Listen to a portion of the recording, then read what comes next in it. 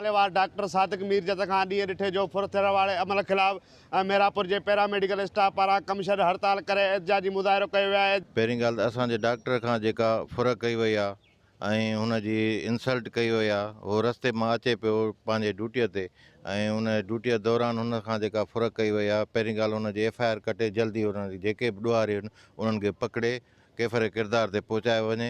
असांजे डॉक्टर सां इंसाफ़ कयो वञे, जेके हुन जी शयूं थियूं आहिनि उहे वापसि कयूं वञनि। असां इहो इंतिज़ामिया खां मुतालबो रखंदासीं त डॉक्टरनि खे तहफ़ुज़ न वञे ऐं डॉक्टर ड्यूटी ते अचनि था त उनखे महफ़ूज़ न आहिनि ऐं उन करे असां आला अख़्तियारनि खां इहो मुतालबो वरजाईंदासीं, दोहराईंदासीं त उन्हनि खे तहफ़ुज़ न वञे ऐं उन ड्यूटी ते पहुचणु यकीनी बणायो वञे। बीठा अॻियां उन खां गाॾी डॉक्टर साहब भॼाए ऐं पहुची वियो मेरापुर। छा पुलिस खे इहा ख़बर कान्हे ॾोहारी माना किथे था रहनि? पुलिस खे जॾहिं सॼी ख़बर आहे त पेट्रोलिंग छो था कनि, जॾहिं त हुन सां डॉक्टर साहब अॻु में वाक़ियो थी चुको त उते थोरी पेट्रोलिंग वधाए, उतां जे ॾोहारियुनि खे थोरो हथु कनि त इहा अॼु वाक़ियो न थिए हा।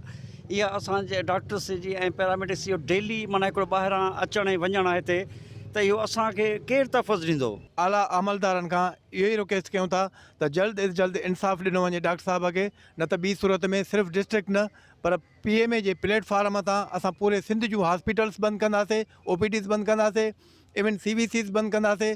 तंहिंजे करे असां गुज़ारिश था कयूं आला अमलदारनि खे त जल्द खां जल्द इंसाफ़ करे ऐं कल्प्रिट्स खे जेको आहे गिरफ़्तार कयो वञे। ही कल्ह इंसिडेंट्स थियो, मुंहिंजी क्लिनिक आहे लाखा रोड शहर में, उतां क्लिनिक करे मां जेको आहे सो थोरो सिज लथे खां पोइ जीअं लाखा रोड खां वापसि अची रहियुसि RIC मेरापुर, त रस्ते ते जीअं शहर मां निकितुसि त ॻोठु आहे खंडनि जो, त इन खां अॻियां जेको आहे सो इहा वारदात थी जिते 3 फोरू हुया ऐं उन्हनि सां पिस्टल बि हुया। मुंहिंजे 5 मिंट अॻियां जेको आहे सो पुलिस मोबाइल जेका असां गुज़री आहे ऐं उते जेको आहे सो हुननि हिकिड़ो वॾो थुड़पियो हुयो खजीअ जो ॾेई रोड ब्लॉक करे मूंखां फुर कई ऐं तक़रीबन पैसा हुया, मोबाइलूं हुयूं, ॿियो सामान हुयो।